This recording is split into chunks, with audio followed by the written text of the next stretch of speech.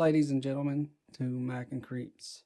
Please consider the warning at the beginning of the video. There is some adult language in this chapter. This is a continuation of chapter 8. This will be the second and last video for chapter 8.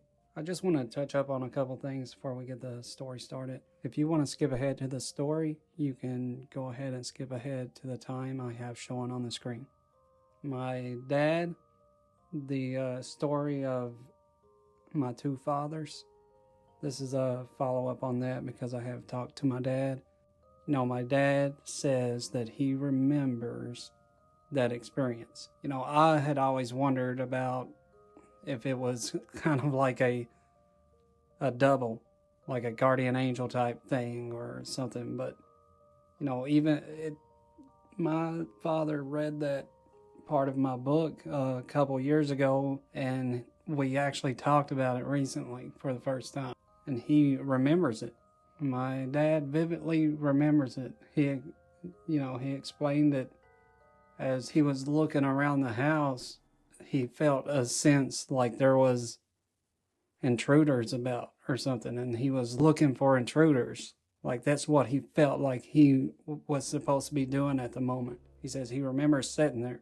He obviously, I probably filled in the blanks for him by, explaining what I seen that he had on and things, but he just remembers floating in the air, Indian style. My dad would have been about my age when that happened.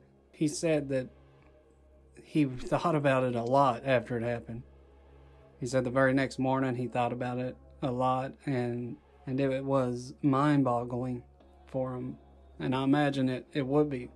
I've experienced a lot of things, and my dad, I'm sure it's no different than me. It's kind of crazy to experience random things like that. You know, I'm kind of like a time traveler. I jump back and forth through time a lot. You know, for whatever reason, my dad was out of his body that night and felt like he needed to be on the lookout for something. Which, I mean, if you're listening to my stories, then you know more than likely what his senses was, what he was on the lookout for, because I was haunted. And I'd seen these things come and go out of my siblings' rooms several times. And that's something that we'll be exploring on MacNcreeps too, is my siblings' stories, especially my oldest sister. So I just wanted to touch up on that, kind of like a follow-up about my dad. He remembers the event, and that's strange that in 30 years me and him never talked about it. So I'm recording this part of the chapter for the second time. My OCD is gonna get the best of me. I already done the audio for this. I had it all edited, and I was really excited about being ahead of schedule than where I usually am. And here I am just a few days away from needing to get my video posted, and I'm redoing the audio for it. But I have this idea in my head of how I want the audio to be. I want it to be about like this, just talking. I want to tell the story.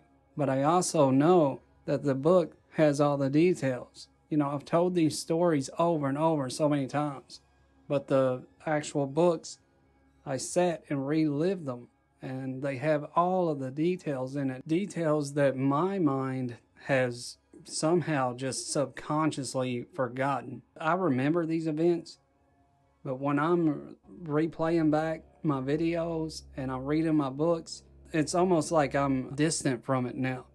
I remember it all, but the details in the book I don't remember. It was almost like I hypnotized myself to remember all of these very small details, because I definitely meditated on these events and I concentrated the best I could to get all of the details possible out of these events. And somehow, since I have put my stories to paper and I've relived these events and I've done the healing, subconscious healing from telling these stories, it's almost like my mind has just wanted to let them go, because I'm struggling to remember all these little details. I mean, I remember the events. I know they happened. but I'm just kind of blown away by the details. I'm glad that I wrote this stuff down when I did, because it could be just my age. And also I'm remembering new events, because since I wrote book 1 and book 2, you know, I was experiencing stuff still at the end of book 2, and I talk about that in the book. Then book 3, I'm still experiencing things. So it's just a good thing that I got all these stories down on paper. I'm able to share them like I am. Anyways, I know that you guys came to hear a story, so I'm gonna let you hear the story. Thanks everybody for listening. Thanks to all my subscribers. I'm so excited where my subscriber count is. Guys at work, they really supported me today. I got quite a few subscribers. I'm grateful for all the support I'm getting. I've only had like 2 trolls since I've started doing this, and it wasn't like horrible trolls. I know the trolls will come, but I'm just gonna do my best to be polite, because that's how I was raised. But I'm redoing this audio for this part of the story, because I have this idea in my head of how I want the audio to be. And I'm going to try again to get rid of that robotic narration sound.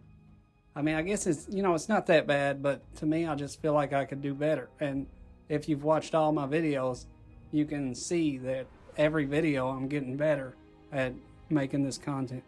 I'm going to take off where the last video left off, and so you'll hear a little bit of redundancy. It's always been easy for me to talk about my encounters. I just normally feel uncomfortable talking about the physical contact from the entities.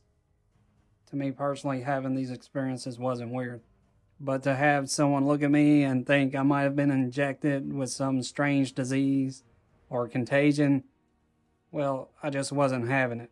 I made the comment before about my brother's head being cut open by aliens, but I have never gone into detail until now.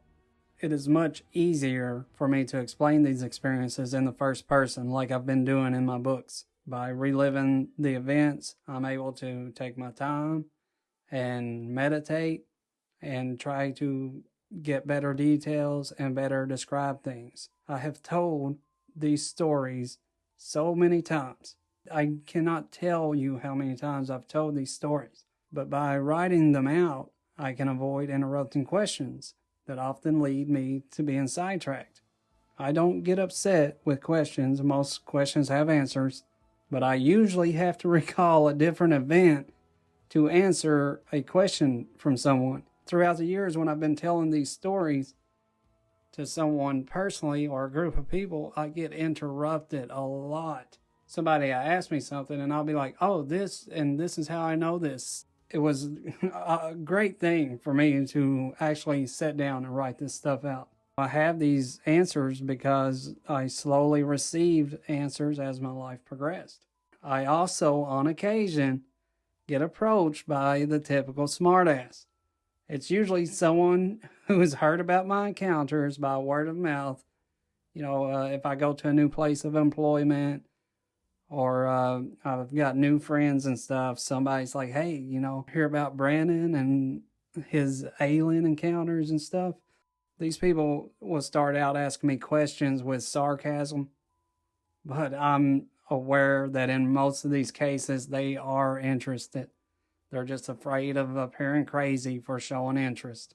Like most of the time, these people will come up to me and they will jokingly say something about it. And where I'm at spiritually, I have this knowing, you know, I'm extremely empathetic, but I kind of know when somebody's being sarcastic, but they really want to know.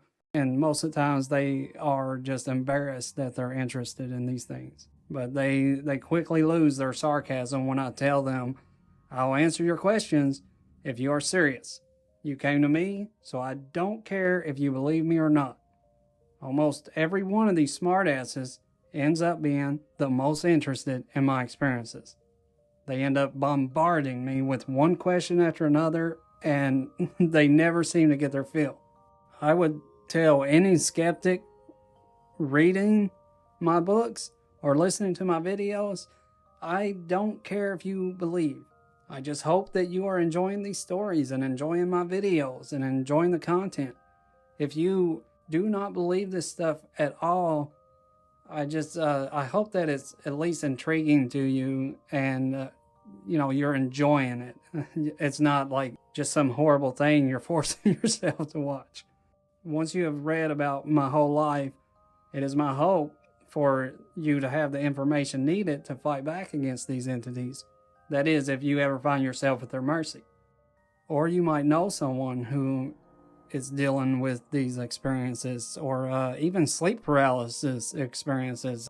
If somebody's dealing with sleep paralysis experiences, I'll definitely can help you with that. When I'm finished with these books, you will know exactly how to stop having these horrifying sleep paralysis events as well.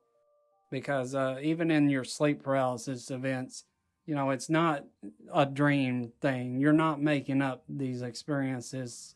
That's like I left out all of my sleep paralysis stories, but you're not when you have a sleep paralysis moment, you are experiencing something. If you see an entity come in the room, you better believe that is a demonic entity. It is an entity that is coming to your moth light. Because if this is happening a lot, then you are definitely putting off a moth light, or somebody in your household is putting off a moth light. And I'll go into more detail about a moth light later on. So, I'm hoping for you to basically be able to stop these encounters from happening. Because most people, when you're encountering these entities and aliens, most of the time it's terrifying. And most of the time, these entities need you to be terrified. There's a good and a bad. There's two sides. This bad side definitely, feeds off of that adrenaline that you put out when you're scared. Like they literally, this is in one of my books, but they have pulled the adrenaline out of my body before. They're wanting you to be terrified, and that's why I'm wanting to get through this so I can help people if they are experiencing this stuff. So for a brief period while I was having these contacts and the entities was coming in the home, I was finding myself able to basically completely move freely while they were still inside the house. Most of the time I could move my neck, I could look around, and I could also move my body. It felt really heavy. Almost like maybe like I was doped up or something. But for a little while, I would watch them leave. I would be able to move freely about the house. I could get up out of bed. So this is a memory that I'm going to share about that. Maybe it was more experimentation. I knew for certain I was being studied in every way by these entities. It's not hard to believe they would want to observe my free will also. I said before that these entities were brazen, but sometimes they could be startled. You could scare them. After being terrorized yet again, I lie in my bed, unable to move. As usual, I have every light in the apartment on. I watch the 3 brown aliens walk awkwardly out of my room. I cringe looking at their wrinkly skin. Where the base of their fat heads meet the top of their back is a gob of wrinkled meat and skin. It reminds me of the skin on a pug dog. Their whole body is covered in thin, wrinkly brown skin. It gives them the appearance of a 90-year-old human. Their bodies are humanoid, but I've never seen any type of gender anatomy. I hear their footsteps start down the stairs. I'm very surprised when I'm released from my state of paralysis before they have left. I usually hear them leaving or just come out of my fugue state when I'm hearing the ship come back over the apartment. I hold my arms up and I look at my open hands. I hear footsteps on the stairs again. I decide to lay still. I'm just going to wait for them to leave. I hear the kitchen door open and shut. I raise up quickly in my bed and fold the blinds down in my window. The parking lot security light shines on the lot. It lights some of the field that leads to the creek. I see 2 browns emerge from underneath me. They take a step down from the high sidewalk beyond our porch. The moment they step down, the entities become almost a blur as they move towards the tree line. That is maybe 160 feet away. They are moving so fast that they reach it in what seems like 1 or 2 seconds. I turn from the window and put my feet on the floor. I sit on the edge of my bed, pondering the 2 entities I just saw.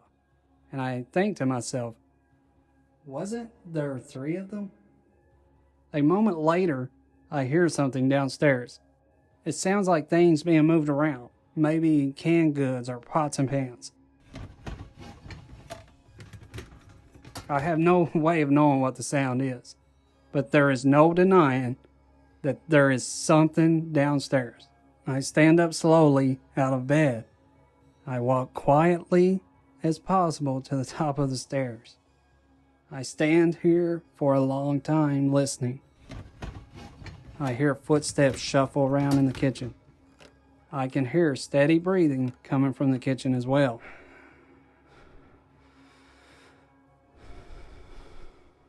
As I listen to the racket downstairs, I ponder on what I should do. I now hear something like a potato chip bag crumbling, followed by the chomping sound of someone eating a potato chip. I go check my brother's room. Both of them are asleep. I peek into my parents' room. They are asleep as well. So nobody is downstairs. Everybody who is in the house is upstairs with me. I walk back to the top of the stairs. It must be one of the Browns that has stayed behind out of curiosity or something. This is new for me, so I'm kind of standing here thinking, what should I do? I don't know why I didn't wake nobody up. I really don't know why I did that. That must have been like a subconscious thing. I devised a plan, and without further hesitation, I implement it. I spread my arms out, reaching for the wall on my left and the stair rail on my right. I brace myself by using my hands on the stair rail and on the wall. I apply pressure with my hands and lift my body up. I want to get as far down the stairs as possible before this thing hears me. So using my arms, I lift my body down 5 steps and I let go of myself and I land with a loud thud. I hear the alien take in a gasping breath. It is definitely startled. I take a few more steps, stomping loudly as possible. I know I'm no match for these beings, but my intention is to scare the hell out of it. I desperately want to give it some payback. The amount of noise I am making resembles multiple people coming down the stairs. And that was my plan, to make it think that everybody in the house just woke up and is running down the stairs. After the alien gasp, it lets out a scream that sounds more like a kazoo being blown on. I hear a broom handle fall over and a plastic cup bouncing across the floor. I have stopped just a few stairs from the bottom. I hear the kitchen door open. It's heavy and made of steel, so the door slams back, forcing a gust of wind through the hall. I feel the breeze from the door on my face as the deadbolt clinks shut.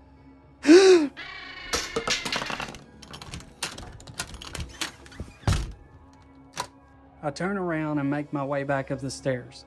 My mother comes out of her room, startling me. What's going on? She asks. They were here, Mom. Now they're gone. She tells me to wait at the top of the stairs while she goes to investigate. After going to check the door, she comes back up the stairs. While I'm standing there at the top of the stairs, I am freaked out. I know they're gone, but it's just so scary to see my little mother go downstairs and like she's going to fight these things or something. She comes back up. She tells me the door is locked and to get into bed. I know they are gone for the night, so I have no problem falling back to sleep. I actually fall asleep feeling somewhat satisfied, content that I just scared the big bad creature. Because this was a reoccurring thing to me. I just really wanted to get back at these things. I felt rage probably all the way up until, we get into book 2, you'll see, like, I've just always felt anger and rage towards these things. And also, I was terrified of them as well. But I always was wanting to get back at them. And this night was a great opportunity for me. I know that I scared the crap out of that thing. I just know it. This was a little bit more lighthearted. It did happen. This stuff, I experienced it, but it's a kind of a more lighthearted turn from the last video we just done, because that was horrifying. It's a good balance for me to talk about this story as opposed to the one that we just talked about. My mother remembers that night and brings it up every once in a while. And I assure you, my mother has had a lot of experiences as well. And I will be telling her stories as this series progresses. There was once a time I couldn't imagine what it would be like having your child go through something like this. After having my own child, I now know it must have grieved my mother deeply. I have empathy for her. I know she would have done anything for me. And I'm sure at times she felt helpless. Despair even. Just by the fact that I was being haunted by these entities and she couldn't stop it or do anything about it. Okay, so I redone this audio and done it in a very different manner than what all my other videos are. So please comment on this and let me know if you like this better or not. I haven't listened to it back yet. I haven't played it back, so I don't know if I'm even going to use this audio. I might just use the one I've already cut and edited. I was trying to aim for this in the last video, but it still kind of was a mix between talking and narrating. I don't want to do a bait and switch all of a sudden, so my viewers, I would really honestly like your opinion. People have contacted me through Reddit and went over to Reddit and mentioned they liked the video last time. And I do have a new email for anyone who wants to contact me. It's MacNcreeps@gmail.com. So I just created that because my other email that I had up was, for some reason, people couldn't get through that. So I do have a new email. It's MacNcreeps, MacNcreeps @gmail.com. I do want to talk real quick about seeing the Browns run to the tree line, because up until that point I had just pictured them in my mind like anything else, moving at a normal pace to the door. I never conceived of them moving like a blur when they walked.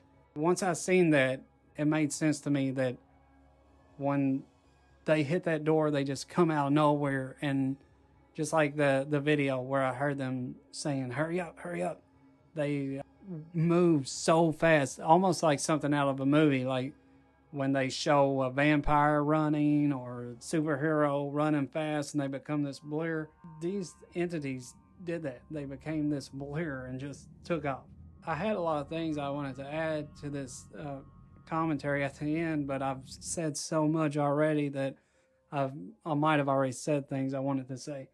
Definitely, everyone, please let me know if you liked the way this video was, or if you want me to go back to the old way, because I'm doing this for you guys, and I want it to be the best. I do have like some OCD problems. I want the best possible for my viewers and my listeners. So please, your input is important. I'm not trying to like get people to comment and get the channel traction. I mean, that would be great. You could just get in the comments and say, okay, good job, or this sucks. Like, comments do help with the algorithm. But I'm more worried about you guys. So grateful with the amount of subscribers I have right now. It makes it worth it. Even my small little group here, it officially makes it completely worth all this extra work. But I need to hear from you guys. Please let me know if you like this better, or if you want me to go back to the narration stuff. I was kind of wanting to go for like I'm sitting here talking to you, telling you the experience. It's up to you guys. You guys just let me know what you think.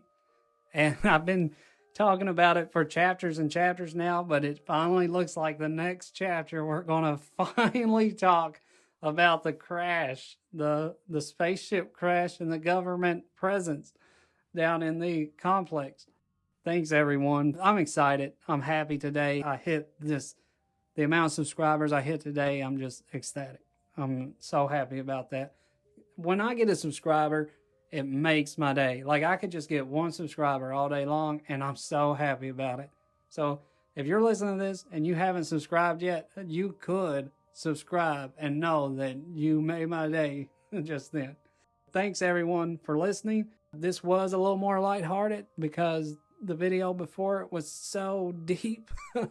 I'm glad that this one was lighthearted. Don't worry, we're going to get back into being Mac and creepy. So thanks, everybody, for listening. Man, I drug this video out. Thanks, everyone. You've been listening to MacNcreeps, Aliens, Monsters, and the Supernatural, a true story of a terrorized life.